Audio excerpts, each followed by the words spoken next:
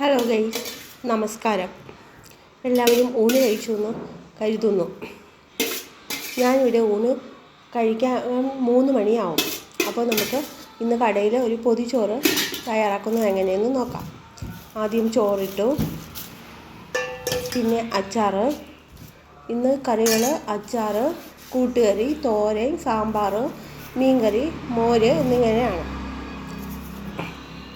ആദ്യം അച്ചാർ വെച്ചു, പിന്നെ ഉരുളക്കിഴങ്ങ് കൂട്ടുകറി ആയിരുന്നു, അതെടുത്തു. ചീര തോരൻ,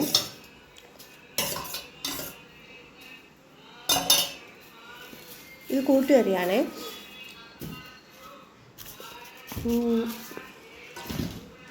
പിന്നെ സാമ്പാറും മോരും ഉണ്ടായിരുന്നു.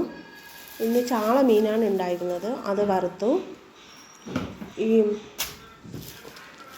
പൊതി ഒന്നിന് 100 രൂപയാണ്. അപ്പോൾ എല്ലാവരും എൻ്റെ ഊണ് കഴിക്കാനും എൻ്റെ ചാനലും സബ്സ്ക്രൈബ് ചെയ്യണം. കോട്ടൂർ ആനപ്പാർക്കിനടുത്താണ് എൻ്റെ കട. നന്ദി, നമസ്കാരം.